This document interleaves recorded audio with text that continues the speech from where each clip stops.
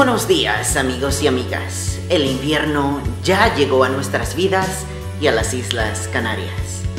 Llega la Navidad y consigo un ambiente familiar, caluroso y sobre todo lleno de esperanza.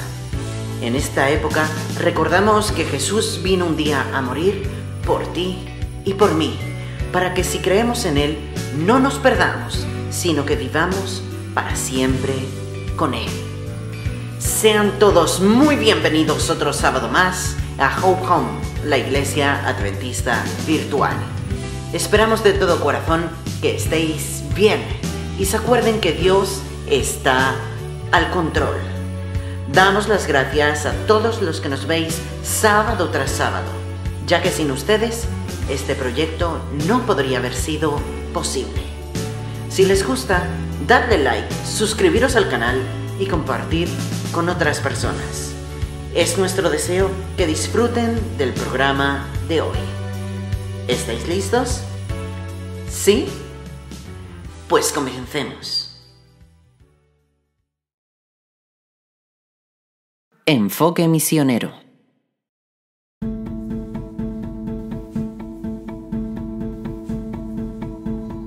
Acceder a la educación adventista en Ucrania cuando estaba bajo el control de la Unión Soviética no solo era difícil, era imposible.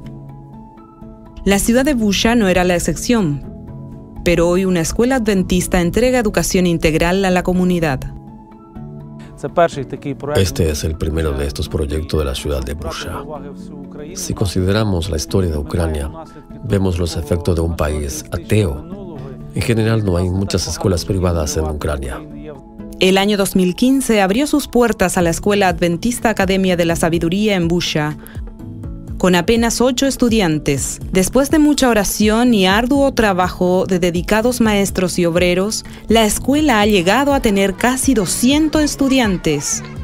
Más de la mitad de nuestros estudiantes no provienen de familias adventistas. Esto nos da una oportunidad para testificar. Los chicos aprenden a orar y a leer la Biblia y lo comparten con sus padres. Tenemos muchos ejemplos de padres que se nos acercan y nos agradecen en este proyecto tan especial porque ven los cambios en la conducta de sus hijos. Por eso estamos ingresando la cosmovisión cristiana en todas las asignaturas que enseñamos en nuestra escuela. La Academia de la Sabiduría no es solo una gran herramienta de testificación, sino también una respuesta a las oraciones de muchos creyentes adventistas del lugar. Por muchos años, sus hijos no tuvieron acceso a una educación cristiana. Estudiantes como Sofía estuvieron muy felices de tener una escuela donde aprender más de Jesús. Egresé de la escuela primaria y asistí un tiempo en una escuela pública, así que noto la diferencia. Estoy muy agradecida de Dios porque tengo la oportunidad de estudiar en una escuela cristiana. Los cultos matutinos con los maestros, los temas espirituales y orar juntos. Todo eso me ayuda a crecer espiritualmente. Sofía se prepara para el bautismo y espera continuar su educación en la Academia de la Sabiduría. Pero hay un problema que puede impedir que estudiantes como ella obtengan la educación cristiana que desean ardientemente.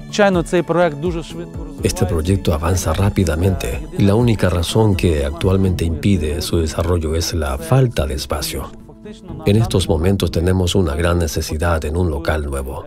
Otros 70 padres no pudieron enviar a sus hijos a nuestra escuela porque no podemos recibirlo. Necesitamos el apoyo de ustedes, queridos hermanos. Y se los agradecemos muchísimo, pues nos dará la oportunidad de construir una nueva aula. Un nuevo edificio brindará el espacio que necesitan para continuar predicando el Evangelio de todas las familias que buscan una educación cristiana en Busha. Más estudiantes como Sofía podrán experimentar cuán emocionante es una relación con Jesús.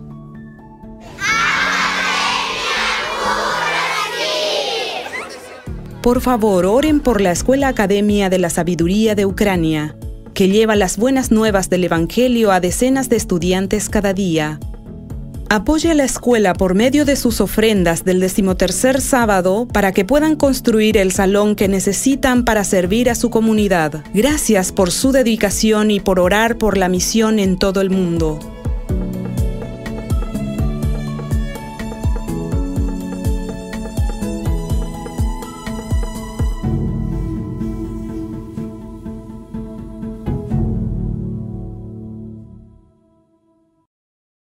Momentos musicales.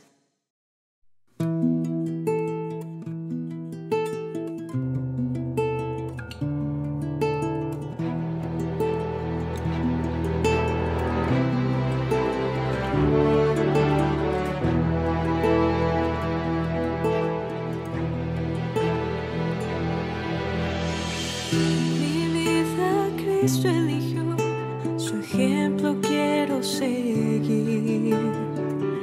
Toda la tierra sabrá del Dios que hizo el mar. Su vida no le importó, me dio la salvación. Ahora yo debo ir, mensaje hay que dar. Tiempo es a predicar, corazones rescatar, vidas hay que transformar. Todos tienen que saber que Jesús vida es, que Jesús viene ya, que Jesús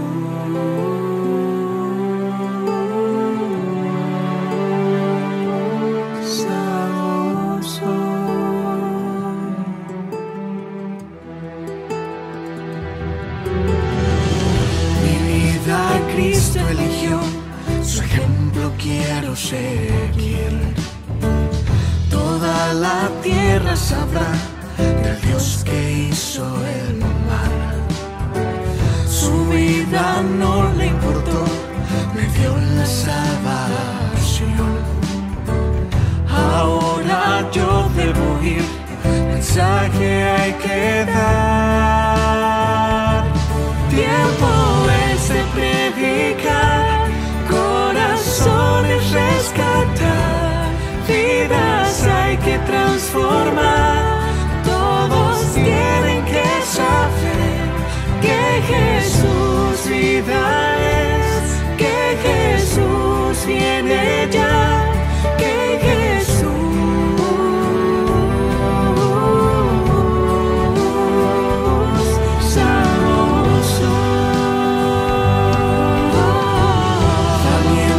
marcharemos firmes contra el mal. No temeremos, la victoria nuestra es.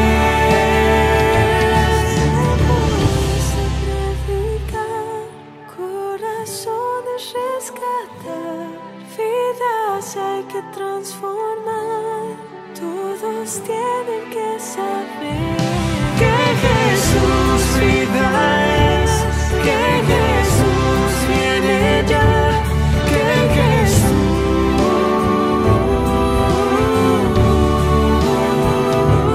tiempo es predicar, corazones rescatar, vidas hay que transformar. Todos tienen que saber que Jesús vida es, que Jesús viene ya, que Jesús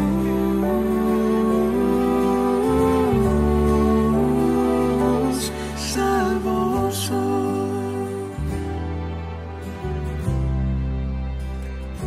salvo soy.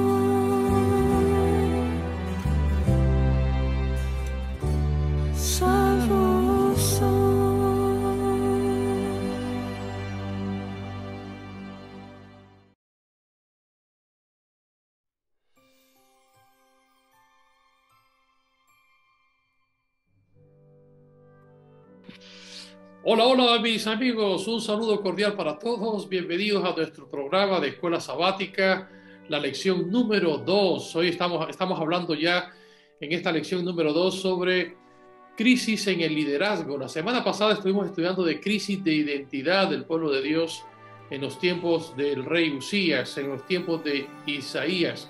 Y hoy estamos hablando de crisis de liderazgo en los tiempos de Isaías. Y bueno, será un tema muy interesante que vamos a trabajar juntos. Y en esta ocasión tenemos invitados de las distintas iglesias, de la iglesia de vecindario. Tenemos a Lorena. Gracias por estar con nosotros, Lorena. quisieras enviar un saludito a tus hermanos y amigos. Hola a todos, buenas tardes. Bueno, pues feliz de poder compartir la palabra en la escuela sabática y espero que les sea de gran ayuda a todos los hermanos que la oyen, que la escuchen, y un saludo para toda la iglesia vecindaria y las demás iglesias también. Muchas gracias, Lorena. Y de la iglesia de Las Palmas de Gran Canaria tenemos a Betty. Betty, quisieras enviar un saludito, que esto puede llegar hasta México, este programa. ¿Qué tal, hermanos? Buenos días. Es un gusto poder compartir en esta mañana el repaso de la lección. Deseo que tengan un lindo día. Muchas gracias, Betty. Y mi querido hermano Lucio de la Iglesia de Ingenio, gracias por compartir una vez más este tiempo y participar de la escuela sabática. Bienvenido, Lucio. Gracias por invitarme y que podamos disfrutar de los comentarios de la escuela sabática, sobre todo que puedan ser edificantes para nosotros y nuestros hermanos. Que sea una bendición para todos. Muy bien, pues la verdad que estamos estudiando una lección bonita sobre el libro de Isaías. Ese es el libro que nos toca estudiar en esta temporada, en este trimestre. Y bueno, para que el Señor nos dirija, vamos a pedir una bendición de Dios, la dirección de Dios en oración. Le voy a pedir a Lorena que nos dirija, por favor. Vale, oremos. Padre amado que estás en los cielos, te damos gracias, Señor, porque un grupo de tus hijos podemos, Señor, estar compartiendo tu palabra, aprendiendo de ti, Señor. Y sobre todo, Señor, porque a través de este medio podemos compartir con otros hermanos, a través de las redes sociales, la tecnología, Señor, que tú has permitido, Señor, que conozcamos. Te damos gracias, Señor, porque nos enriquecemos cada vez que abrimos tu palabra, Señor, porque cada día te conocemos más y sabemos de tu gran amor hacia nosotros. Haz de nosotros una pequeña luz, Señor, en medio de estos conflictos terrenales, Señor, para que las personas que escuchen tu palabra, Señor, se sientan identificadas de seguirte, seguir tu amor, Padre amado. Señor, sabemos que no merecemos nada, pero tu gracia es infinita hacia nosotros, por lo cual, Señor, te agradecemos. Te pedimos, Señor, que nos dé sabiduría y conocimiento, Señor, para que lo que hablemos hoy sea de tu agrado y sea de acuerdo a tu voluntad. En el nombre de tu Hijo amado Jesús. Amén. Amén. Muy bien, gracias, Lorena. Pues vamos a empezar entonces ya con nuestro programa. Estamos viendo, como les dije, la lección número 2 de nuestro programa de este trimestre. Y esta vez vamos a hablar del ministerio profético del rey Usías. Nuestro texto de esta semana es Isaías 6:1. En el año que murió el rey Usías, vi yo al Señor sentado sobre un trono alto y sublime, y sus faldas llenaban el templo. Qué interesante nuestro texto de memoria, que hace referencia al rey Usías cuando éste muere, ¿sí? Así que vamos a analizar esta lección. El título para esta semana es Crisis de liderazgo. Crisis de liderazgo es el título de esta semana. Y el propósito de la lección de esta semana es doble. En primer lugar, analizar el fracaso del liderazgo del rey Usías.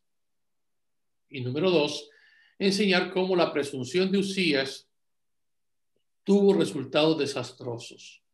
La verdad es que cuando hablamos de crisis de liderazgo, pues justamente hace referencia al mal reinado al final, porque al principio hizo un buen trabajo, pero al final muchas veces los éxitos marean a la persona. Muchas veces la gran prosperidad hace que la persona se sienta que puede hacer cosas que no le corresponden, que fue lo que pasó con Usías. Pero, en fin, vamos a ver un tema interesante. Vamos a dividir nuestra lección en 4 partes. Vamos a ver 4 asuntitos importantes de liderazgo en los tiempos del rey Usías. Vamos a hablar de liderazgo humano, es decir, el liderazgo de Usías. Vamos a hablar en contraste del liderazgo humano, vamos a hablar de la soberanía de Dios, el soberano supremo. Vamos a hablar de que en contraste del rey Usías, vamos a hablar de el liderazgo divino de Dios, Dios como nuestro rey. Y en tercer lugar, vamos a hablar de liderazgo profético, cómo Dios ante la crisis de de liderazgo, pues Dios levanta un profeta para guiar a su pueblo en estos tiempos. Y finalmente la comisión que Dios le da a Isaías para suplir un poco el fracaso de Usías. Dios levanta a un profeta joven en esos momentos y Dios le ayuda a dirigir un pueblo. Bueno, vamos a entrar a las 4 partes de nuestro estudio. Vamos a entrar primeramente a la primera sección, el liderazgo humano. Nuestro texto, volvemos a hacer referencia, en el año que murió el rey Usías, vi yo al Señor sentado sobre un trono alto y sublime. Y vamos a pedirle a Betty que sea la primera en referirnos sobre el fracaso de Urías. En Isaías 6:1 habla de la muerte del rey Usías. Y si leemos Crónicas 26, quizás podríamos trabajar algunas preguntas con respecto al reinado de Usías. La primera pregunta es, ¿cuál es el significado de la muerte del rey Usías? ¿Cómo fue el reinado de Usías? Y el porqué de la crisis de liderazgo. Un asunto interesante que nos va a permitir entrar al meollo de nuestro tema, porque prácticamente vamos a hablar de la crisis de liderazgo en este tiempo. Vamos a permitir que Betty entonces nos cuente un poquito sobre el liderazgo de Usías, cómo fue en su tiempo. Adelante, Betty. Muy bien, pues leyendo los versículos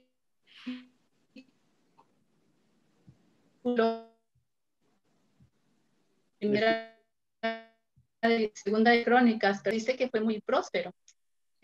A los 16 años, siendo aún muy joven, pues sustituyó a su padre, el rey Amasías, y reinó por 52 años, nos dice segunda de Crónicas. El libro de Crónicas, segunda de Crónicas, capítulo 26, nos presenta un bosquejo de su reinado. Dios le dio a Usías una visión de lo que era ser un buen líder. Y tuvo, podemos ver en varios aspectos de su liderazgo en el capítulo 26. Por ejemplo, nos dice que desde la visión espiritual, nos dice que hizo lo recto, nos dice el versículo 4, que hizo lo recto ante los ojos de Jehová y Jehová le prosperó. También este líder, Usías, tenía una visión constructora, nos dice el versículo 9 y 10, que reedificó las ciudades, edificó torres en Jerusalén y torres en el desierto. También este rey tenía una visión agrícola. Nos dice también el versículo 10 que edificó cisternas y fue llamado, dice, amigo de la agricultura. Tenía labranzas y viñas. El rey Usías también tenía una visión militar, pues tenía unas buenas estrategias militares. Dice también aquí la Biblia que formó un ejército de guerreros, 2,600 hombres, dice el versículo 11.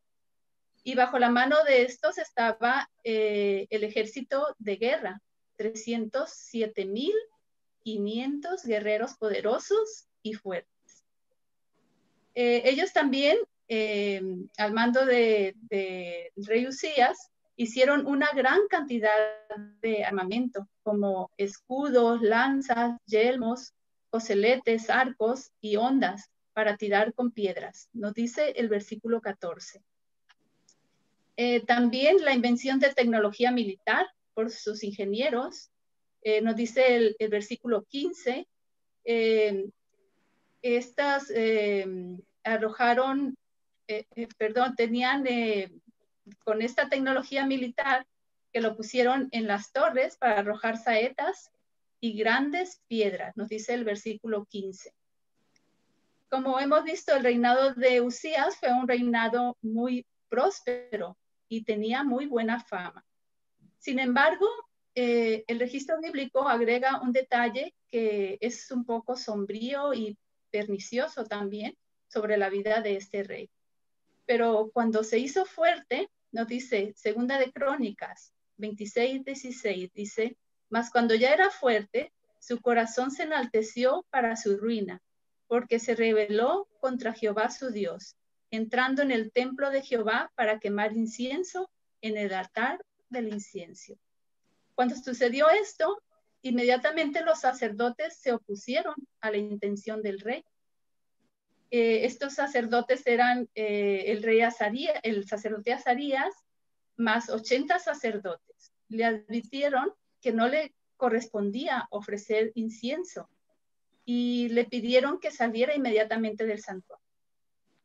El rey se enfureció, dice la Biblia, y tomó el incensario e inmediatamente lo que sucedió fue que hubo lepra en su frente, nos dice la Biblia. Hablar del rey Usías es hablar de un rey próspero y glorioso. Sin embargo, el haberse enaltecido, el haberse rebelado contra Dios, el haber usurpado un lugar que no le correspondía, además el llenarse de ira, pues terminó con toda esa gloria que tenía, terminó este hombre con lepra y por consiguiente la muerte. La muerte de Usías marca una gran crisis de liderazgo en el pueblo de Dios. Esta crisis de liderazgo, por supuesto, comienza cuando empieza a enorgullecerse y se rebela contra Dios. Y después de su muerte, por supuesto, el país se queda vulnerable durante la transición del poder. Cuando el rey murió, Asiria, nos dice la lección que Asiria, una gran potencia, se puso en pie de guerra cuando la nación estaba más vulnerable por la muerte de su líder. Y en esta época de crisis es cuando Dios le mostró al profeta que todavía tenía el control.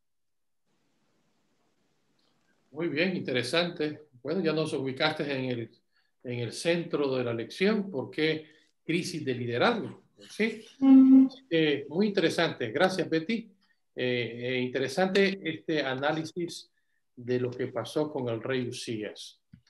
Bueno, vamos ahora entonces a llegar a la segunda parte. En contraste, en la visión que Isaías ve, pues tiene la posibilidad de ver a Dios, al supremo rey.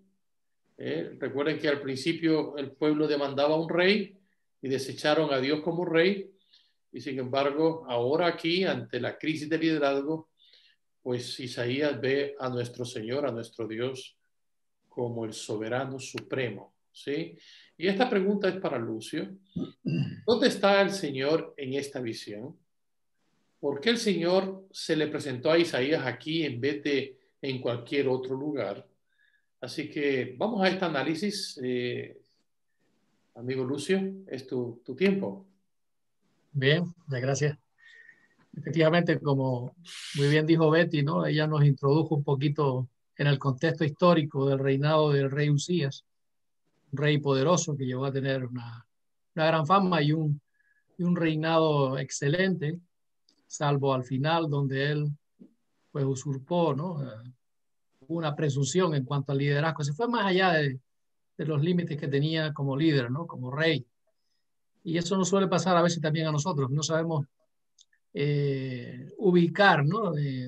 O ver dónde está el límite de nuestro liderazgo, ¿sí? Y queremos ocupar sitios, lugares, cosas y posiciones que no nos corresponden en la vida. Entonces, en ese momento, pues había efectivamente una crisis de liderazgo, porque la historia confirma que el rey Usías estuvo como 10 años con aquella lepra y nunca se le fue. En la sombra gobernaba su hijo, que tampoco parece que era un líder muy bueno, un líder con el cual el pueblo podría confiar. Y en esas circunstancias, cuando el rey muere, fue llamado al ministerio profético Isaías. Y dice el capítulo 6 del versículo 1, en el año en que murió el rey Usías, vi yo, el Señor... Lucio, no te escuchamos la lectura. Sí. No te apartes del micrófono, por favor. Sí, adelante. Sí, que en el capítulo 6, versículo 1, Dice así la palabra del Señor. En el año en que murió el rey Usías, vi yo al Señor sentado sobre un trono alto y sublime, y sus faldas llenaban el templo. Así que el lugar donde se encontraba el Rey Supremo, en este caso Dios, era en el santuario celestial, ¿no? Esto nos lleva a la imagen que vio Isaías, nos traslada al santuario terrenal.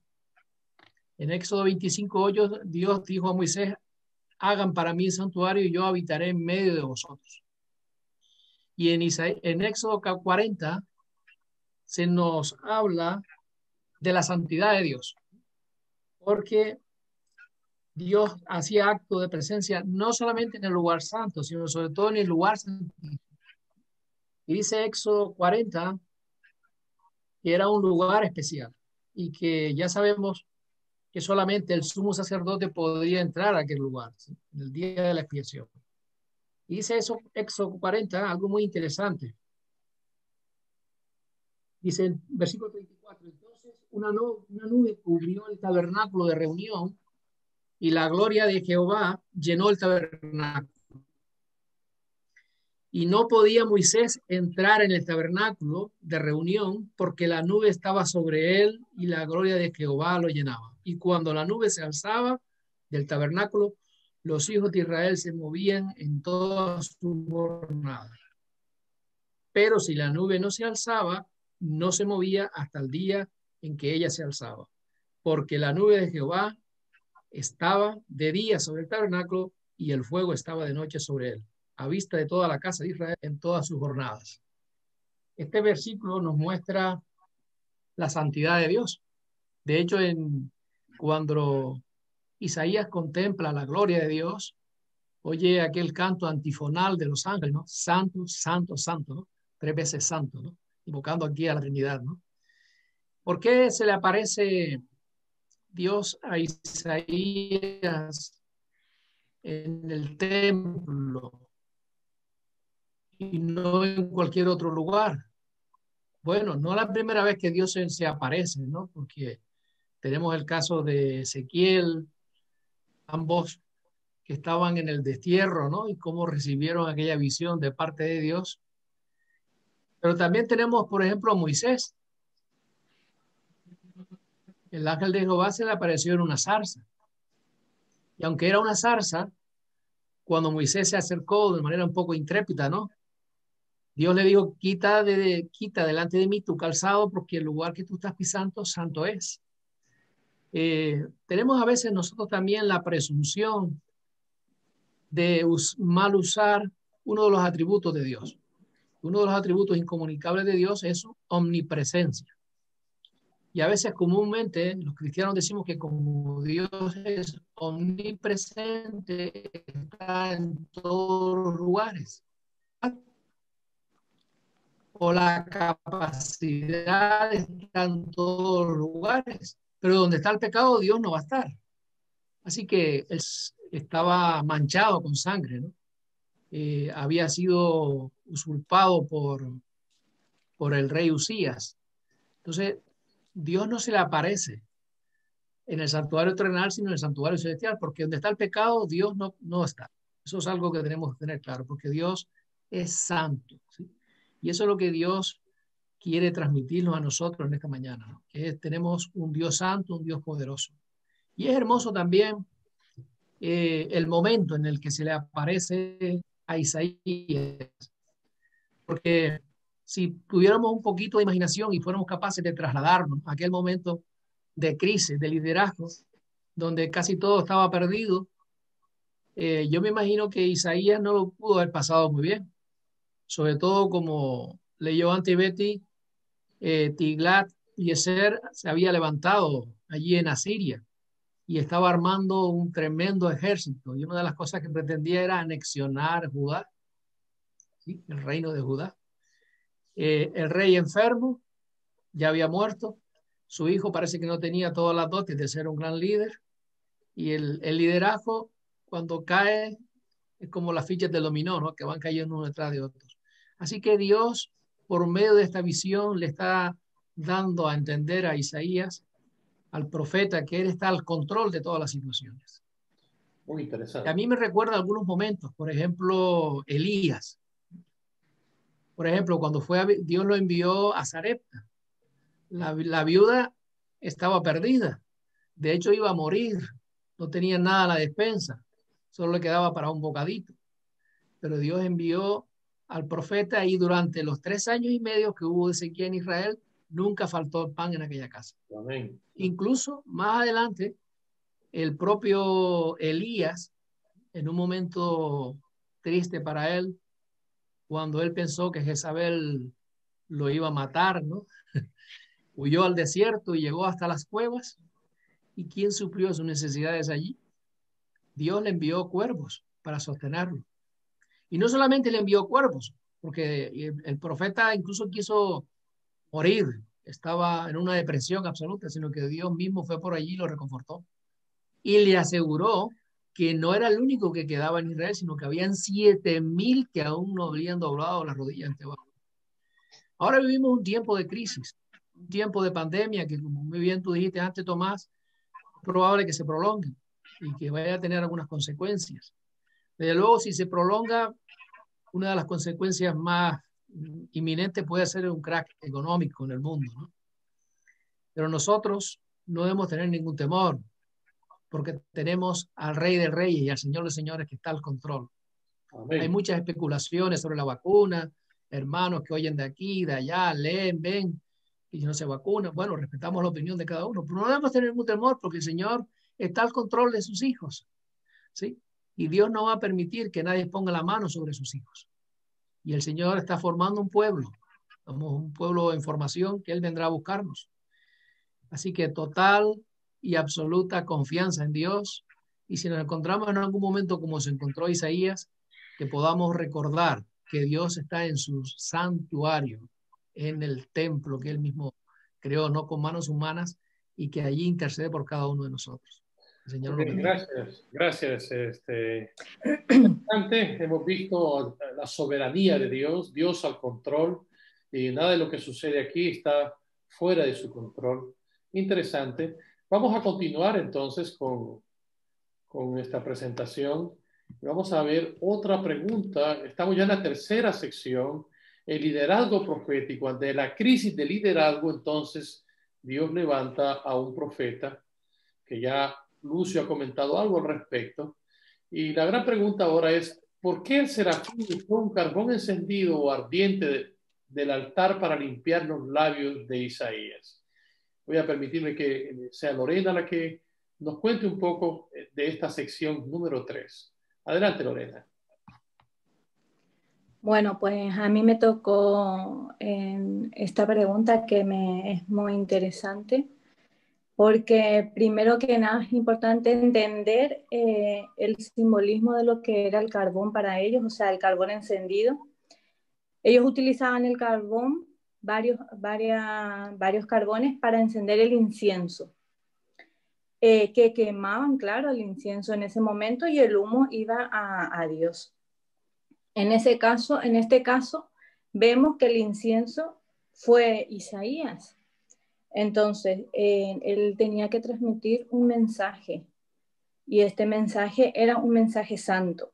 Isaías 6, 6 y 7 dice lo siguiente: y voló hacia mí uno de los serafines, teniendo en su mano un carbón encendido, tomando del altar como unas tenazas, y tocando con él sobre mi boca, dijo: he aquí que esto tocó tus labios, y es quitada tu culpa y limpio tu pecado. Era necesario que Isaías pasara para librarlo de su pecado y de su culpa. ¿Por qué? Porque simbolizaba la purificación de Isaías para poder recibir ese mensaje. El fuego, sabemos en la Biblia que es símbolo de purificar, y con este acto que hizo el serafín, pues santificó y purificó a Isaías para que él pudiera recibir el mensaje que tenía que transmitir luego ese mensaje al pueblo. Pero no era cualquier mensaje, era un mensaje que venía directamente de Dios, era un mensaje santo. No sé si quieren agregar algo más. No, se ha respondido perfectamente de forma concisa, o sea que esto del carbón encendido es un símbolo de purificación a la boca del profeta para que se sepa que ese mensaje viene directamente de Dios, un mensaje auténtico, un mensaje sagrado. Es así, ¿no, Lorena? Así mismo. Pues muchas gracias, Lorena. Muy bien, pues vamos a continuar entonces con la última sección y estamos ya prácticamente hacia el final de nuestro estudio. Pero hay todavía algunas preguntitas interesantes que hacer. Una vez que el Señor elige a este profeta, el profeta Isaías, como lo ha dicho bien Lorena, le santifica con el carbón encendido, y una vez que le santifica, le da una comisión especial a este profeta. Y por lo tanto hay una preguntita ahí. Cuando Dios volvió a enviar a Isaías, ¿por qué le dio al profeta un mensaje tan extraño para llevar a su pueblo? ¿Qué mensaje extraño pudo haber sido ese?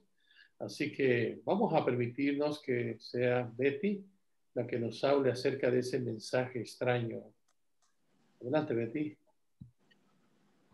Bien, me gustaría leer en Isaías, capítulo 6, a partir del versículo 8 al 10. Dice el versículo 8, después oí la voz del Señor que decía, ¿a quién enviaré y quién irá por nosotros?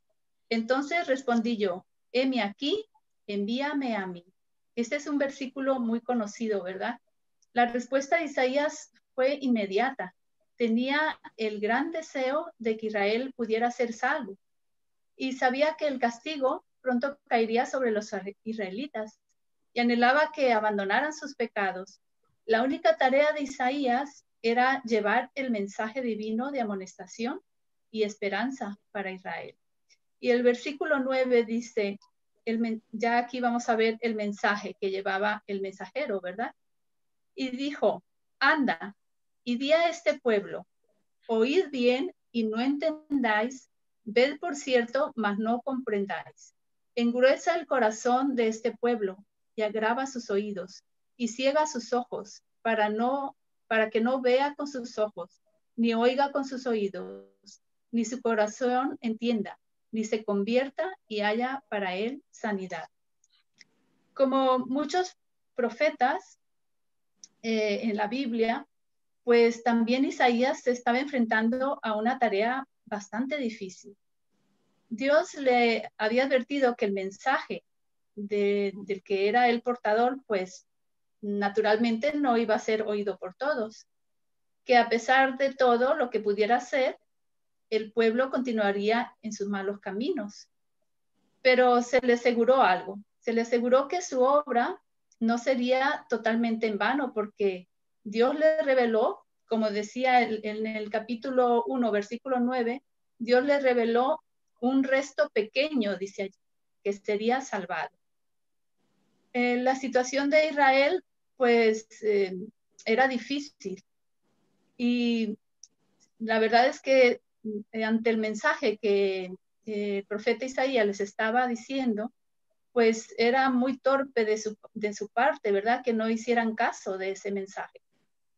Ellos mismos habían provocado su ceguera, como dice el versículo, y también habían provocado la torpeza de su corazón por haber rechazado naturalmente las advertencias que Dios les había enviado.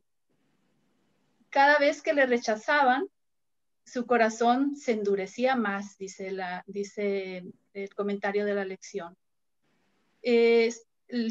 Sus sentidos espirituales estaban cada vez más embotados, a tal punto que les era imposible percibir las cosas espirituales. Y Dios hace todo lo posible por salvarlos de sus malos caminos, porque el Señor no quiere que ninguno de nosotros perezca, ¿verdad? Como dice la Biblia. Él da oportunidades, da una oportunidad, otra oportunidad. Él les llama al arrepentimiento, pero es verdad que cada uno es libre, ¿verdad? Cada uno tenemos nuestro libre albedrío y cada uno es el que decide finalmente si acepta ese llamado que el Señor nos hace. Muy bien, esto del endurecimiento del corazón de la nación israelita es un tema quizás bastante complicado y quizás podemos compararlo con el endurecimiento del corazón del faraón. Y esa es la pregunta que sigue a continuación, que pues quizás Lucio pueda darnos un poquito más de ampliación a este tema. ¿Cómo entendemos la función de Dios en el endurecimiento del corazón de Faraón? Una pregunta interesante, ¿no es cierto? Cuando Faraón se encuentra con Moisés. Adelante, Lucio, por favor. Gracias. Sí, interesante y difícil, ¿no? Sí. No es fácil responder a esta pregunta, aunque podemos dar muchas interpretaciones, ¿sí? De entrada ya podemos afirmar y decir que no fue Dios quien endureció el corazón del faraón, sino que fue el faraón quien endureció su propio corazón. Así es. En realidad es una pregunta que está en línea con la respuesta que dio Betty, ¿no?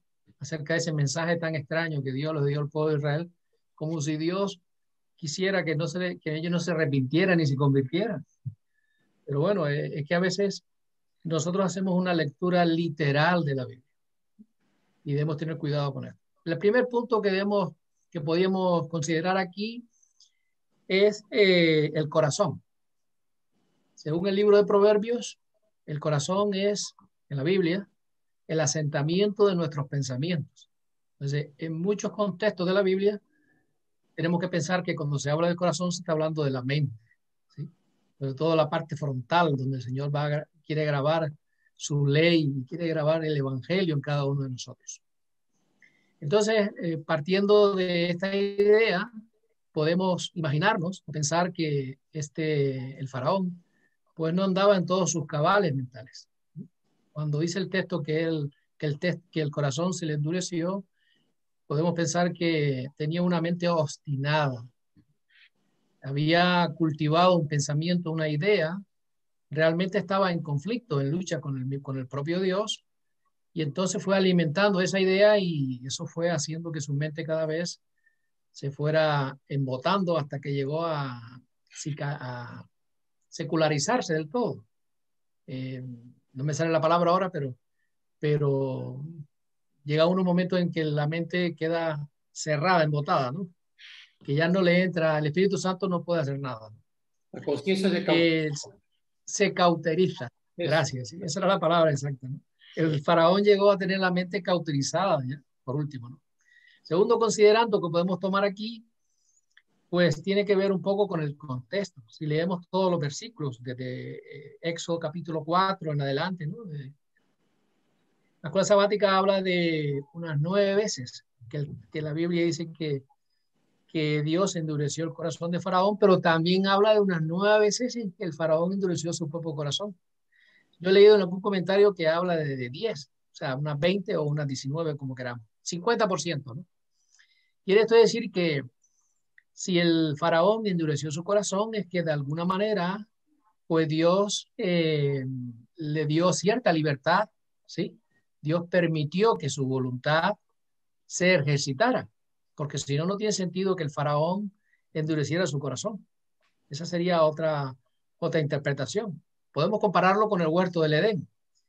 Dios creó a Adán y Eva, puso un árbol en medio del huerto y le dijo que de él no comiera porque habría consecuencias, entre ellas la muerte, pero Dios no le retiró nunca la mano a Eva para que no tomara del fruto prohibido, si no sería un robot.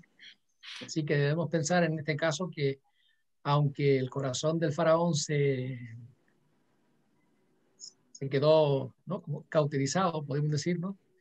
Que se endureció el corazón del faraón, pero Dios le dio un margen de libertad para que él se arrepintiera, porque así es, ¿no? A mí me recuerda, por ejemplo, en el diluvio, ¿no? Dios mandó a Noé y estuvo 120 años predicando un mensaje de arrepentimiento. Aún así, pues la gente no quiso escuchar el mensaje y no se arrepintieron, perecieron todos, ¿no? Otro considerando que podemos tomar aquí estaría, por ejemplo, en Primera de Samuel 6:6. Ahí, voy a leer el texto. Que ahí la Biblia es clara y nos dice que quien endureció su corazón fue el propio faraón. Primera de Samuel 6:6. Pregunta, ¿por qué endurecéis? Ponte de frente para que te escuchemos. Sí, perdón. Dice Primera de Samuel 6, versículo 6. ¿Por qué endurecéis vuestro corazón como los egipcios? Y Faraón endurecieron su corazón después que los había tratado así como así, no lo dejaron ir y se fueron. Así que aquí el texto es claro, ¿no? Que los egipcios y el propio faraón fueron los que endurecieron su corazón y no fue Dios, ¿no? Un argumento más tiene que ver con la Biblia, ¿sí? Con la Biblia en sí. La Biblia es una biblioteca, un libro de libros. Y todo libro tiene sus géneros literarios. Y la Biblia no podía ser menos. Hay géneros poéticos, géneros narrativos. Entonces aquí cuando se dice que el faraón endureció su corazón, podemos asimilarlo, ¿no? Una especie de comparación, ¿no? Y hay otros textos en la Biblia donde se usan expresiones parecidas, pero que tienen una respuesta diferente, ¿no? Yo, por ejemplo, podría leer Primera de Juan. Así nos ayuda este texto, ¿no? Primera de Juan, un texto muy conocido, ¿no? Capítulo 1, versículo 10. Dice así: si decimos que no hemos pecado, le hacemos a él mentiroso y su palabra no está en nosotros. ¿Cómo vamos a poder nosotros hacer a Dios mentiroso si le dice que Dios es el veraz? Es imposible que le hagamos mentiroso a Dios. Entonces, lo que está queriendo decir ahí el texto es que nuestra actitud pecaminosa pone en evidencia el carácter de Dios, que es un carácter santo. Entonces, resumiendo un poquito, ¿no? Cuando el texto dice aquí que el faraón endureció su corazón, o mejor dicho, que Dios endureció el corazón del faraón, lo que está queriendo decir es que Dios, por medio de manifestaciones, ¿sí? Los actos que Dios le manifestó al faraón, los milagros que se hicieron delante de él, fueron los que provocaron, ¿sí? O los que indujeron a endurecer el corazón del faraón. Porque no olvidemos que Dios podía haber actuado directamente y haber endurecido el corazón del faraón, pero Dios envió a Moisés y a Aarón. Y ellos hicieron prodigios, hicieron milagros. Y el faraón, recuerden que él quiso imitar a Dios y también trató de hacer sus propios milagros, porque era un rey déspota, absolutista, y no quería que su poder fuera usurpado, y mucho menos que los israelitas, que eran su mano de obra, se fueran, ¿no? Así que fue él el que fue endureciendo su propio corazón poco a poco, ¿no? Y bueno, hay muchos más argumentos que podríamos dar de que quien endureció el corazón fue el faraón y no Dios quien lo endureció a él. De hecho, un detalle más nada más, si leemos con detenimiento las plagas fueron actos de amor y misericordia de Dios para el faraón, para que se arrepintiera. Cada plaga era un acto de amor y misericordia, ¿no? Hasta la quinta plaga no aparece que Dios enfureciera, que el corazón de faraón fuera, esa era la palabra ahora, ¿no? Que Dios endureciera el corazón del faraón. Solamente a partir de la quinta es cuando aparece ese texto, ¿no? Lo cual indica que en las primeras 5 plagas el faraón fue el quien endureció su corazón. Bueno, esos eran algunos considerandos interesantes sobre eso. Gracias, muy bien explicado, Lucio. Y bueno, hemos llegado al final prácticamente.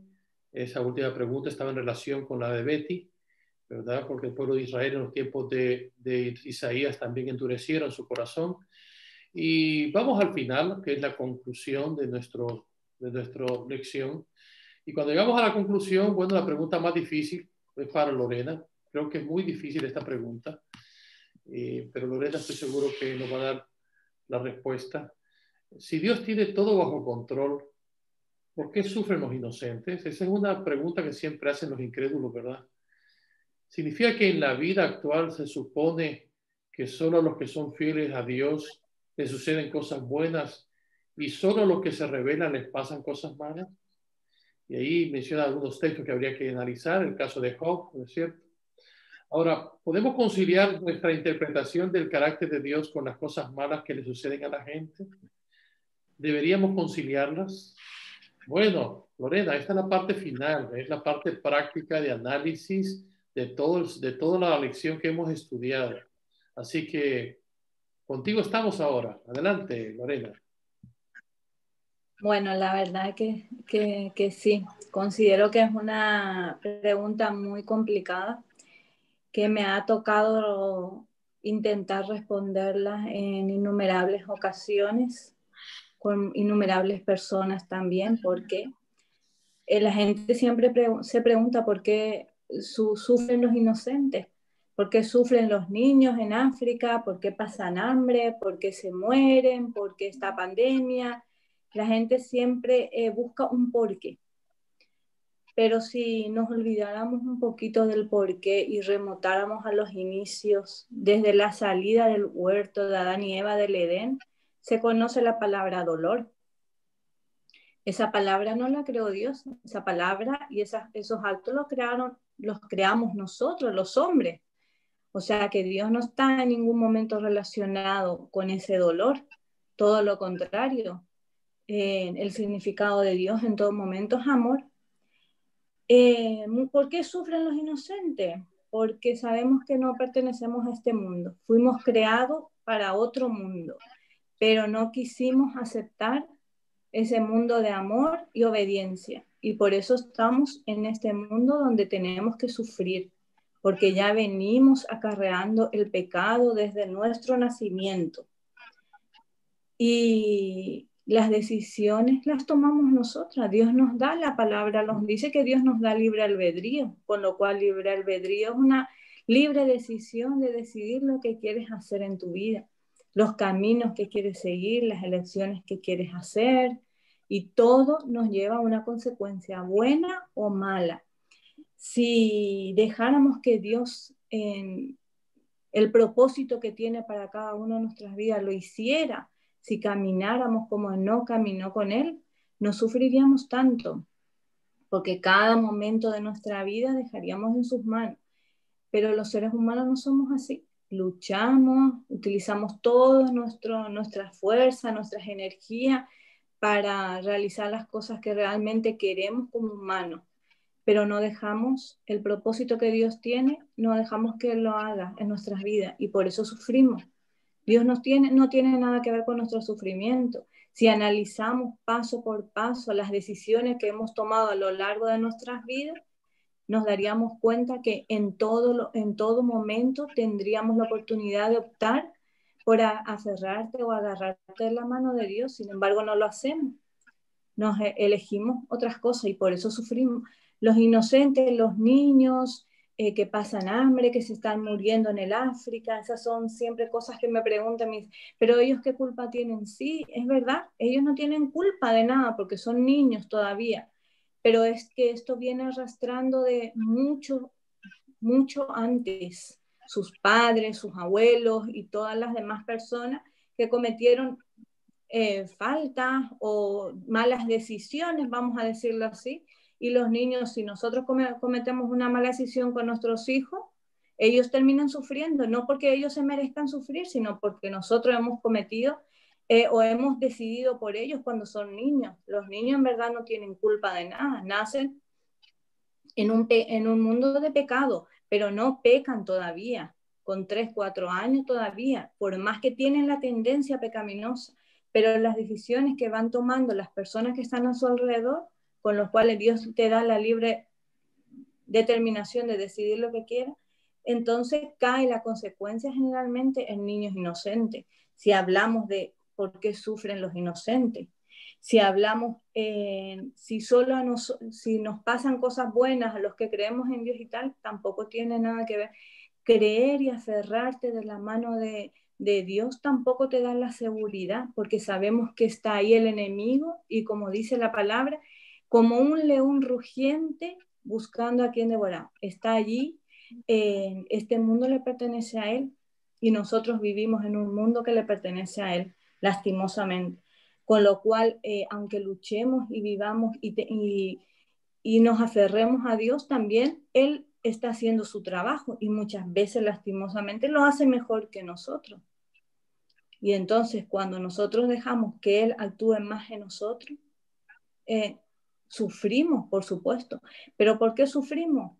Porque no vemos que las cosas malas también nos aferran a Dios y su palabra también nos da ese consuelo. Dios dice en su palabra que aunque nos pasen cosas malas, sabemos que todo lo que el amor de Dios le permite, porque todas las cosas de los que aman a Dios le saben a bien.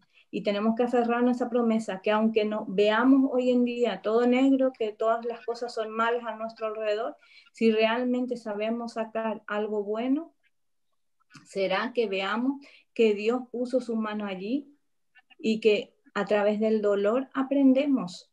Lastimosamente los seres humanos necesitamos sufrir, ya nacemos sufriendo y necesitamos sufrir para entender muchas veces el gran amor de Dios.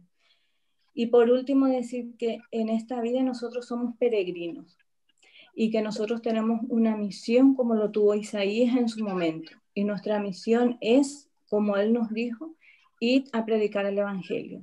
Y esa es la misión que tenemos que cumplir a todo el mundo. Eso nos pone, a todo el mundo, ir a predicar el Evangelio. Y si nosotros lo hacemos y cumplimos nuestra misión, veremos que todas las cosas malas que nos pasen nos acercarán más a Dios. Y las personas no se deberían de preocupar tanto por lo malo, porque lo malo muchas veces es lo que más te aferra a Dios. Es triste, pero es verdad.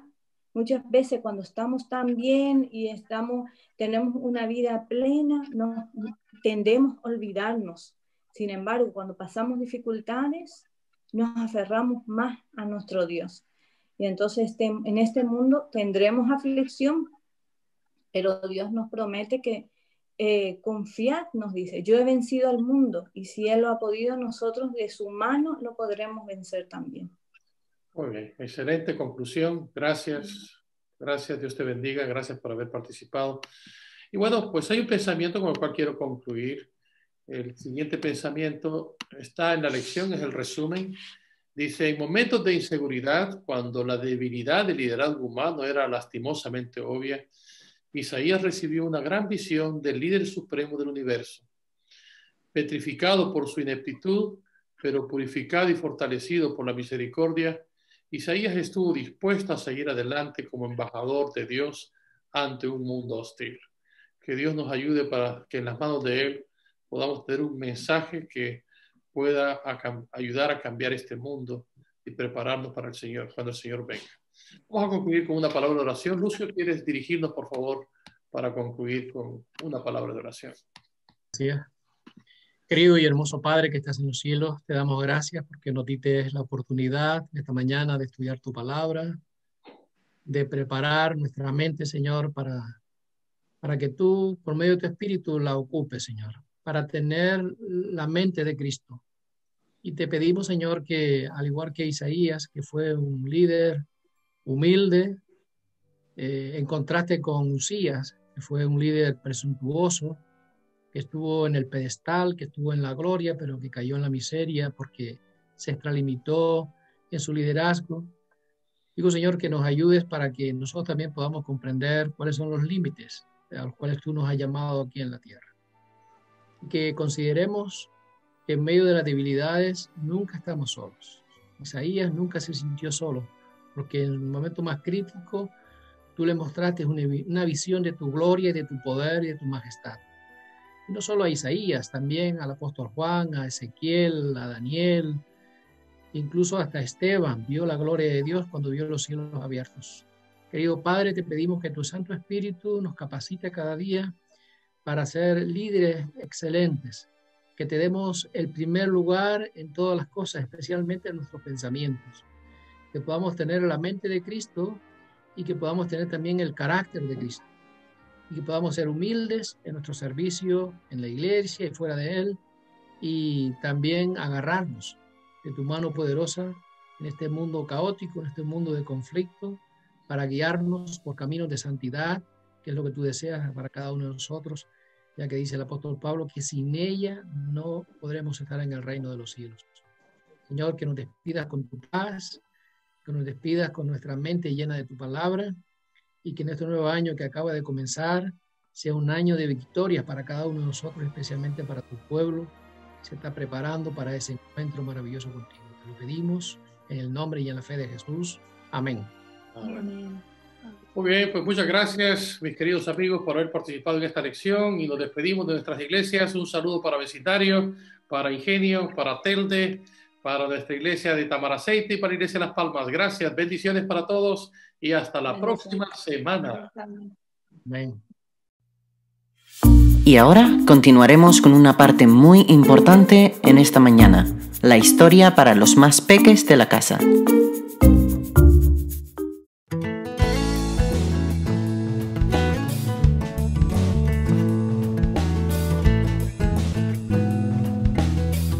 Hola chicas y chicos, la historia de hoy se llama Jesús hace nuevos amigos. El versículo para memorizar está en Mateo capítulo 9 versículo 13 que dice: porque no he venido a llamar a justos, sino a pecadores. El mensaje es: Dios nos invita a todos a unirnos a su familia. ¿Alguna vez te sentiste muy solo, como si nadie se preocupara por ti y que no tenías amigos? Eso era exactamente lo que sentía Mateo hasta que llegó Jesús. Entonces todo cambió. Probablemente sucedió así. Cuando los romanos conquistaron Judea, demandaron que todos los judíos pagaran impuestos. A nadie le gusta regalar dinero, especialmente a un ejército de ocupación. Casi todos estaban enojados por esto. Muchos trataban de pensar en formas de evitar pagar los impuestos. Los romanos contrataban gente judía para que los ayudaran a recaudar impuestos, y así fue como Mateo consiguió trabajo como cobrador de impuestos. Su trabajo era asegurarse de que la gente pagara. Pronto, todos sus viejos amigos dejaron de hablarle. Su familia no quería tener nada que ver con él. Los romanos, en realidad, tampoco lo querían. Lo trataban como a un siervo y generalmente lo ignoraban. Los únicos que le hablaban eran los demás cobradores de impuestos. La gente solía decir que todos los cobradores de impuestos eran mentirosos, estafadores y ladrones. Pero había buenos y malos cobradores de impuestos. Los romanos no les pagaban por cobrar impuestos, simplemente suponían que cobrarían un poco de más y se guardarían ese dinero extra que recaudaban. Por lo tanto, casi todos los cobradores de impuestos cobraban a la gente más de lo que correspondía. Por algún tiempo, Mateo había escuchado hablar de un hombre llamado Jesús. Si bien la gente no le hablaba a él, mientras esperaban para poder pagar conversaban entre sí y Mateo los escuchaba hablar. Así es como se enteraba de lo que estaba pasando en la ciudad. Jesús parecía ser un hombre maravilloso. Ayudaba a la gente que nunca había podido caminar ni ver. Mateo a veces veía a alguien que corría y saltaba de alegría. La gente decía que Jesús les había perdonado los pecados, y Mateo se maravillaba de todo eso. También sabía que había hecho cosas malas. ¿Podría Jesús perdonar sus pecados? ¿Alguna vez Jesús querría hablar con él? Entonces, un día ocurrió algo maravilloso. De repente Jesús se paró frente a Mateo y le habló. Jesús dijo: Mateo, ven, sígueme. Mateo no dudó, se levantó, dejó todo y siguió a Jesús. Mateo decidió seguir a Jesús, ser uno de sus ayudantes. Y como quería que todos lo supiesen, ofreció una gran fiesta. Quería que ellos también conocieran a Jesús. Los escribas y los fariseos fueron a ver lo que estaba ocurriendo. Vieron que Jesús era el invitado de Mateo. Lo vieron comer con los recaudadores de impuestos y se escandalizaron. Jesús, ¿por qué comes con los cobradores de impuestos y con los pecadores? Jesús levantó la mirada y sonrió. La gente sana no necesita médico. Solo los enfermos necesitan médicos. Yo no he venido a decir a los justos que se arrepientan. He venido para ayudar a que los pecadores se arrepientan. La respuesta de Jesús les dio esperanza a todos. Nadie ha de quedarse fuera de la familia de Dios. Todos son bienvenidos a entrar. ¿Y tú? ¿Te has unido a la familia de Jesús?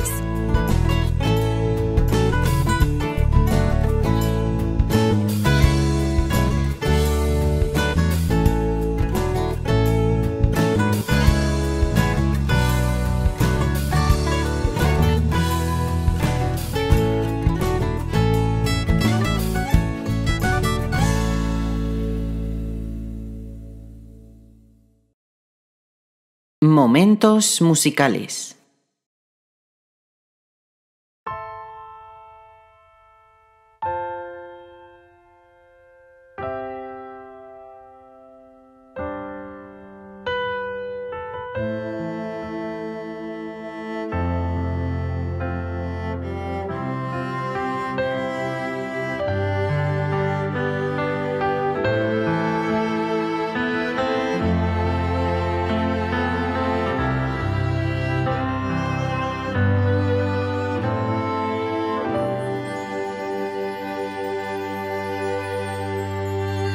Ya puedo ver las señales. Jesús a las puertas está. El Señor prometió que un día vendrá y pronto lo cumplirá. Todo ojo verá a Jesús regresar. En las nubes vendrá, todo terminará. Él vendrá a buscar quien con fe esperó, terminar con el llanto, tristeza y dolor, a llevarnos al cielo, hogar eternal. Ven Jesús.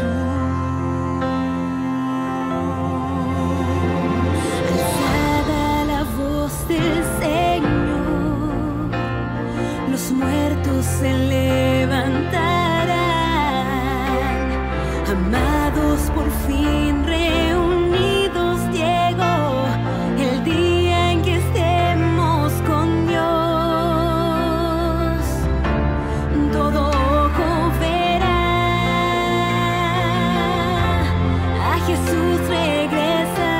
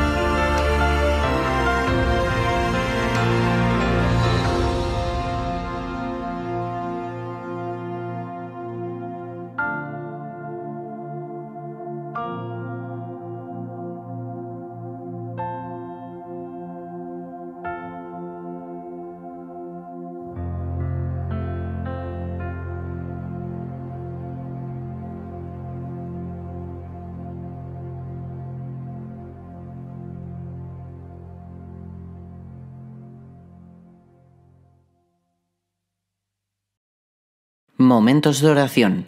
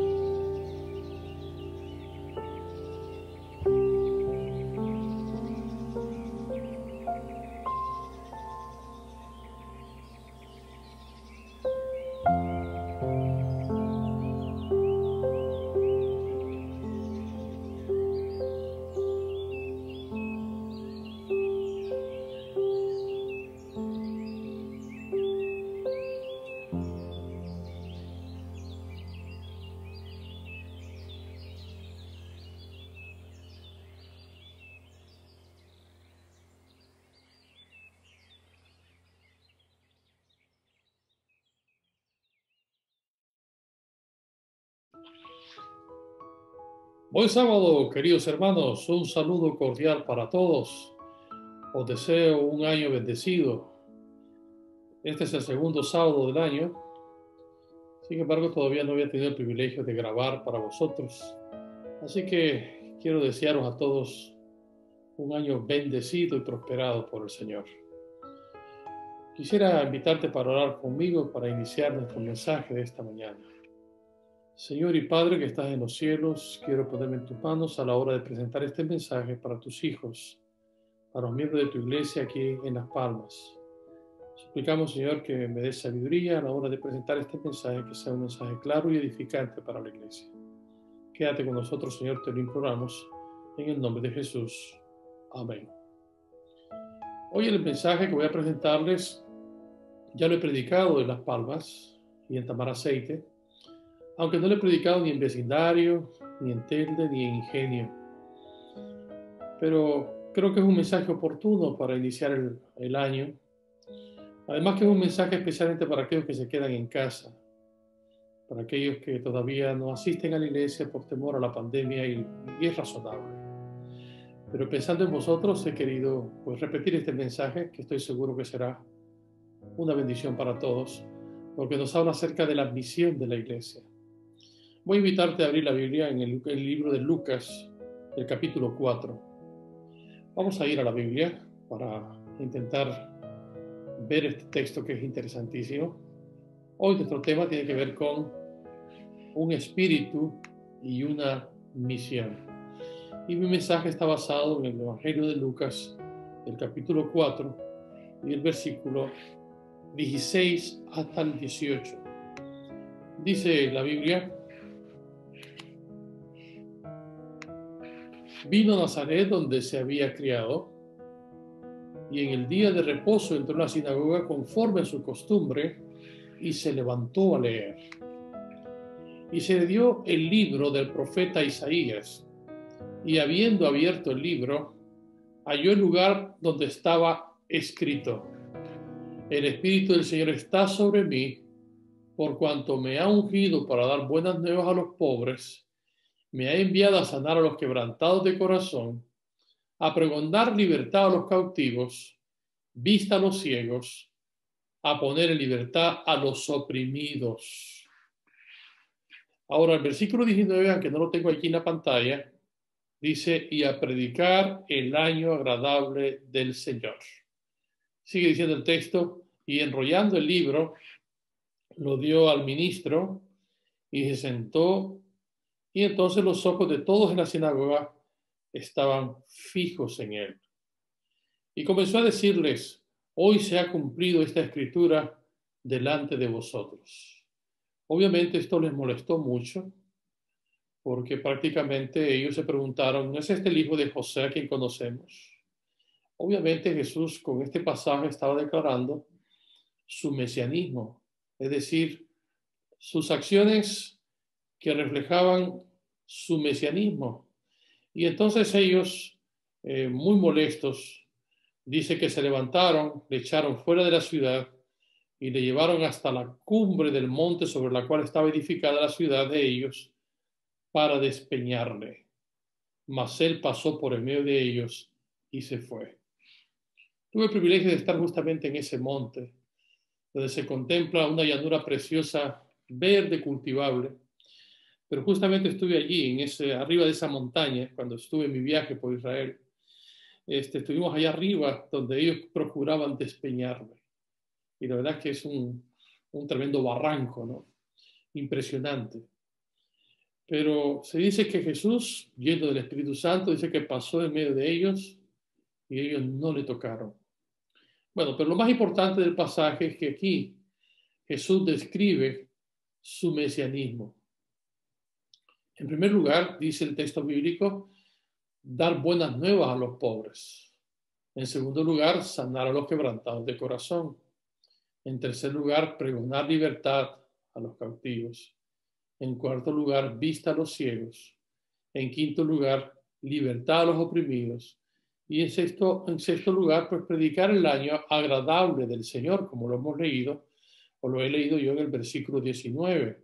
¿Qué se refiere al año agradable del Señor? Pues podría ser que cada sexto año, el séptimo año, era un año que se descansaba la tierra y era un año de disfrute de la bendición y la prosperidad que Dios les había dado en los 6 años anteriores. Pero lo interesante aquí es que Jesucristo se autodescribe con este pasaje cuál es su misión. Y yo quiero hablarles acerca de eso hoy. En primer lugar, Jesús dijo que su misión en esta tierra era dar las buenas nuevas a los pobres. Los pobres siempre han existido, queridos hermanos. Y ya en los tiempos de Jesús había muchos pobres.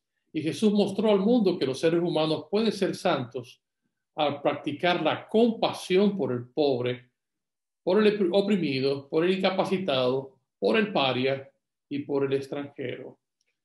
Jesús demostró su mesianismo al atender las necesidades de ellos.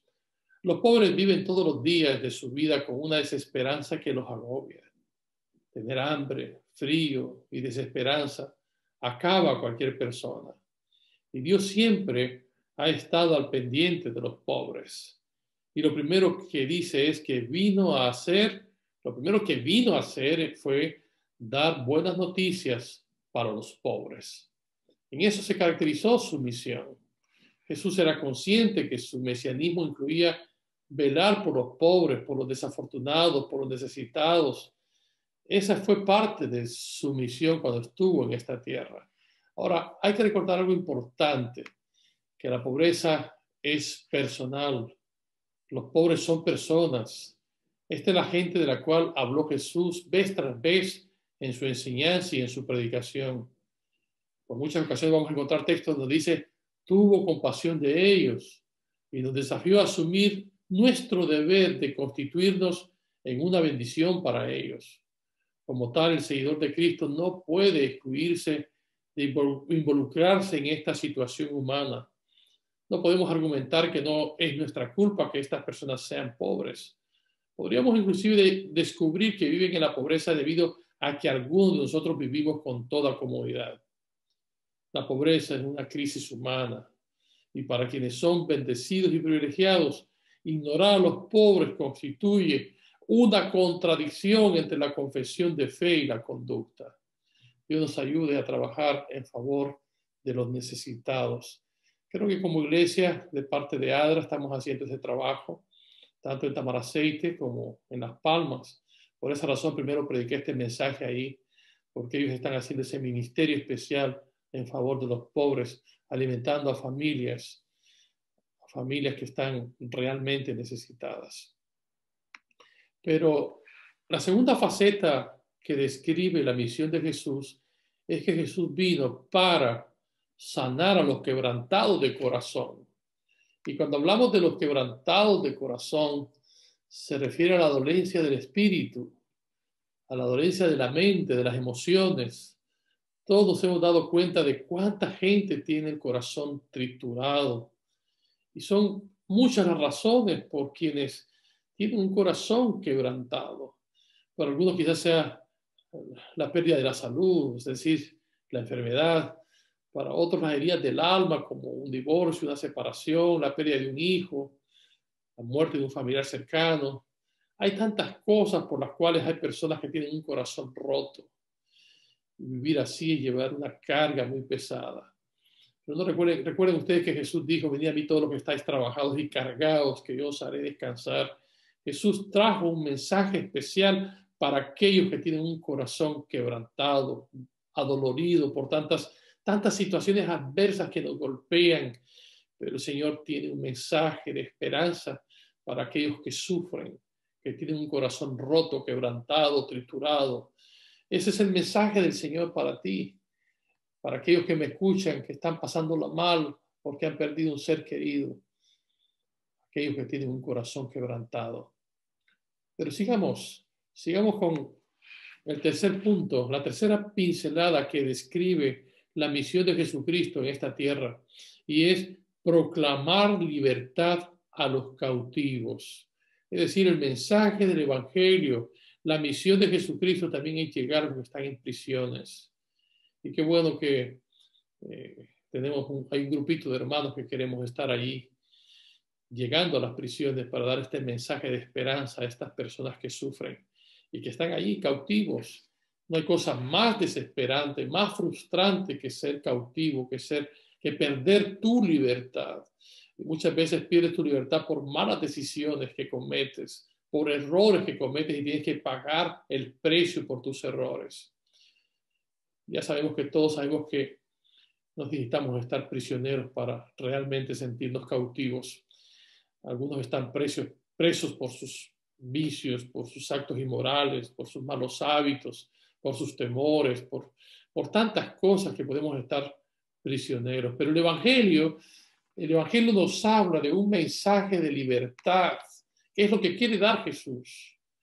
La buena noticia es que Jesús quiere pregonar tu libertad, pregonar el año de tu libertad, y este puede ser tu año, el año 2021, tu año de libertad. Jesús dijo, y conoceréis la verdad, y la verdad os hará libres. La cosa mejor del Evangelio de Jesucristo que conocer la verdad de Dios en su palabra, por un lado, y en Jesucristo, en la persona de Jesucristo. Conocer a Jesús nos hará libres. En cuarto lugar, Jesús describe su misión al leer el rollo allí de Isaías en la sinagoga. Y se refiere dar vista a los ciegos. Aquí se refiere, por supuesto, a los ciegos en lo natural, pero también se refiere a los ciegos en lo espiritual. Hay que recordar que Jesús atendió a varios ciegos. Recuerdan al ciego Bartimeo, recuerdan a otro ciego donde Jesús tomó un poco con su saliva, hizo lodo del suelo, tierra con su saliva, y untó los ojos y lo envió a lavarse en el estanque, y esta persona recuperó la vista. El mismo Jesús que hizo esos milagros puede hacerlos hoy, pero no se refiere solamente a la visión física, se refiere también a la visión espiritual, porque el Señor quiere abrir los ojos de las personas para que puedan ver su condición, puedan ver el Evangelio de la verdad de Dios, para que puedan ser liberados de la oscuridad. Necesitamos del colirio del Espíritu Santo que menciona el libro de Apocalipsis para ver realmente nuestra condición. La vista tiene un significado muy importante porque por nuestros ojos podemos ver el camino en el que andamos, pero muchas veces por nuestra ceguera andamos en caminos equivocados. El Señor quiere que veamos cuál es nuestra real condición. Y es el Espíritu Santo que al descender a esta tierra y estar en nuestros corazones que vemos nuestra real condición. Dice que cuando Él venga convencerá al mundo de pecado, de justicia y de juicio. Y es el Espíritu Santo en el corazón que nos convence de nuestros pecados, nos convence de nuestros errores, nos convence de que hay justicia de Dios y que muy pronto el juicio de Dios se llevará a cabo en esta tierra. En fin, necesitamos ver a Jesús para poder entonces ser justificados por Él. En quinto lugar, poner en libertad a los oprimidos. Los oprimidos no precisamente son los pobres, no precisamente son los enfermos, sino aquellas personas que están aplastadas emocionalmente. Estas personas afectadas en todas sus áreas de sus vidas y están reducidas al polvo. Los oprimidos tienen que ver con la opresión del pecado en el corazón, la opresión emocional. A eso se refiere personas emocionalmente enfermas. Viven todo el tiempo en un temor continuo. No tienen paz en el corazón. Necesitan el perdón de Dios para ser liberados. Viven con amargura, viven con resentimientos. Y hay muchos así que por estar oprimidos no tienen libertad. Otros están oprimidos por el trabajo, por la competencia, por el engaño. En fin, este mundo es un engaño. Otros están prisioneros por emociones destructivas como son la ira, una ira no controlada, un mal temperamento no controlado. Jesús quiere liberarnos, Jesús quiere transformar nuestro corazón, quiere convertir nuestra tristeza en alegría, nuestro llanto en risa. Jesús quiere darnos sanidad al alma, sanidad al corazón. Y por último tenemos el sexto punto que describe la misión del Hijo, y es predicar el año agradable del Señor. Como he dicho hace un momento, el año 2020 que se ha ido ha sido un año difícil. Muchos seres queridos se han perdido por esta pandemia. Yo he visto noticias, me he enterado de compañeros pastores que han muerto. No solamente el pastor aquí en España que murió, ¿sí? Víctor, eso fue reciente, pero una semana después murió otro colega mío allá en México, el pastor Abraham Ramírez. Y es una pena. El año 2020 fue un año terrible. Y en 2021 la pandemia está afectando a otros países. Pero esperamos de que esto pase y podamos vivir un año agradable del Señor. En el ciclo de los israelitas, después de un tiempo de 6 años de cosecha, venía un 7º año de reposo para la tierra. Además, después de 49 semanas, venía el año 49 años, venía el año 50, que le llamaban el año del jubileo, el año agradable del Señor. En fin, a eso se refiere. Y tiene que ver con llegar al final. En el final donde el hombre tiene la posibilidad de restaurarse con Dios, empezar una nueva vida en el Señor. Y eso significa un año de paz, de bendición, de prosperidad, de libertad. Eso es lo que Dios quiere. Esa es la buena noticia de Dios para aquellos que creemos. Dios quiere liberarnos de nuestras cargas. El Señor Jesús vino para eso, para liberarnos de nuestras cargas que nos agobian y darnos un año de total bienestar. El Señor quiere darnos paz al corazón. Él dice, yo he venido para que tengáis vida y vida en abundancia, es decir, bienestar total. Y eso quiere darnos Jesús, a ti y a mí. Bueno, mis amigos, en conclusión, este es el mensaje que os he transmitido. Aquí están los 6 puntos. El Espíritu del Señor está sobre mí. Me ha ungido para dar buenas nuevas a los pobres, número 1. Número 2, me ha enviado a sanar a los quebrantados de corazón. Número 3, para condenar a los libertados, a los cautivos. Número 4, vista a los ciegos. Número 5, libertad a los oprimidos. Y número 6, predicar el año agradable del Señor. 6 áreas que se caracterizaron en el ministerio de Jesús cuando estuvo en esta tierra. Y los evangelios revelan la innegable verdad de que Jesús se conmovía ante las necesidades humanas y respondía mediante actos de misericordia. Y en este sentido Jesús fue nuestro gran ejemplo. Mirad lo que dice este otro filósofo, Gandhi. En una oportunidad dijo, debemos vivir en nosotros mismos los cambios que queremos ver en el mundo. Y si Gandhi dijo esto, imagínense lo que Jesús dijo. Jesús no solamente lo dijo, lo vivió, fue nuestro ejemplo. Y es que Jesús es nuestro mayor ejemplo de cómo nosotros debemos de vivir en relación a los pobres, a los menesterosos. Y Pablo decía, sé vivir en pobreza y sé vivir en prosperidad. En todo y por todo he aprendido el secreto, tanto de estar saciado como de tener hambre, de tener abundancia como de sufrir necesidad. Y Jesús en eso fue nuestro ejemplo. Pablo imitó mucho a Jesús. Decía Pablo, sean imitadores de mí como yo lo soy de Cristo. Jesús fue nuestro mayor ejemplo y lo fue un ejemplo en actitud hacia los pobres. ¿Y cuál fue la actitud de Jesús hacia los pobres? Mira lo que dice el Evangelio, bueno, más bien la carta de Juan. Dice, pero el que tiene bienes en este mundo y ve a su hermano tener necesidad y cierra contra él su corazón, ¿cómo mora el amor de Dios en él?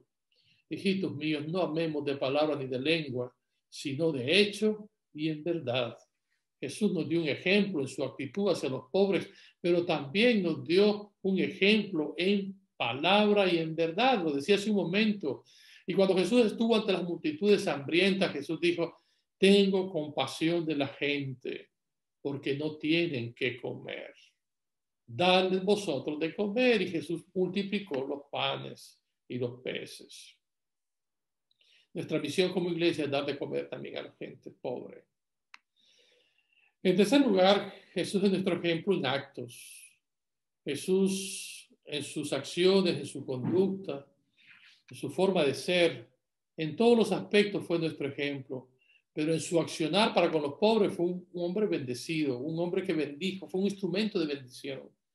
Y es que Jesús entendía la naturaleza humana. ¿Recuerdan a Juan el Bautista en cierta ocasión, mientras él estuvo ya confinado en una prisión?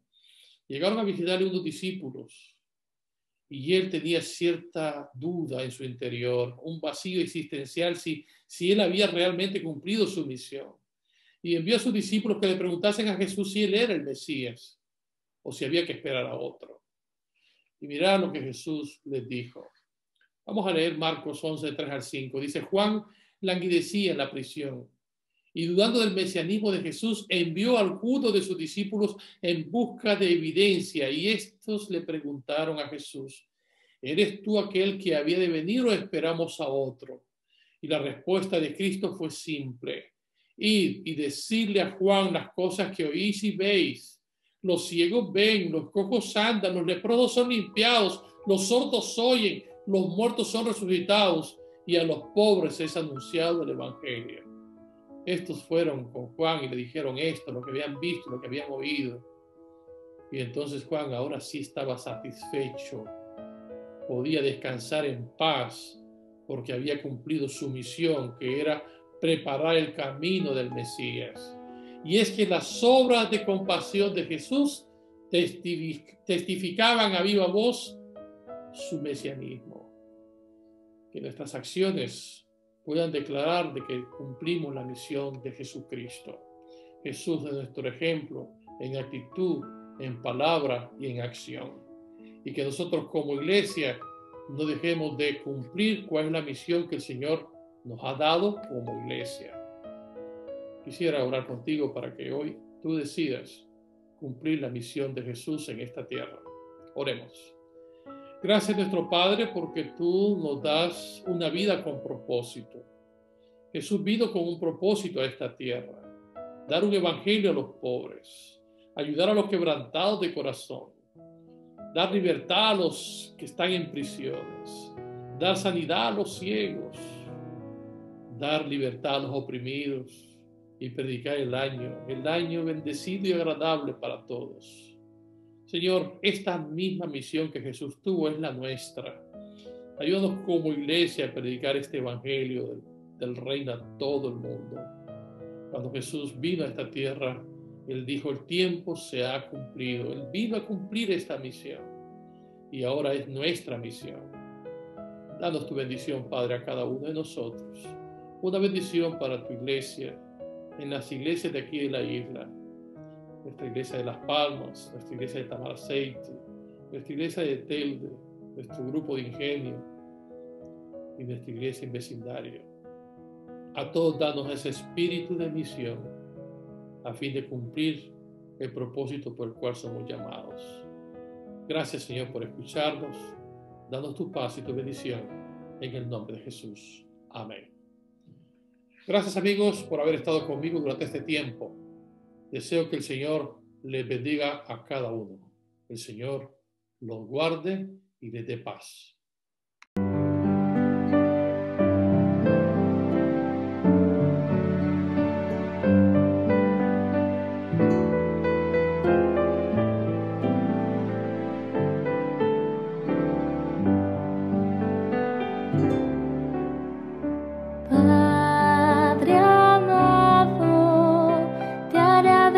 Por tus planes, grandes sueños tienes para mí. Tú me guías por las sendas de esta vida. A tu lado nada faltará. Yo te amo más que a todo. Si estoy débil, tú eres fuerte.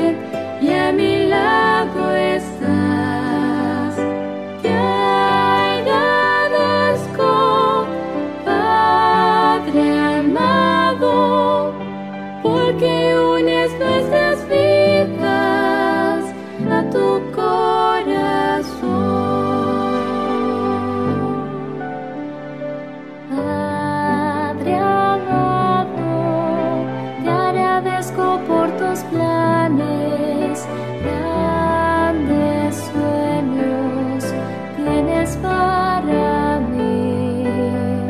Tú me guías por las sendas de esa vida. A tu lado nada faltará.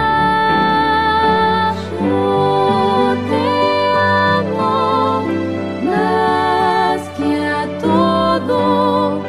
Si estoy débil, tu gran fuerza nunca fallará. Por tu gracia te imploro que transformes hoy mi vida con tu belleza.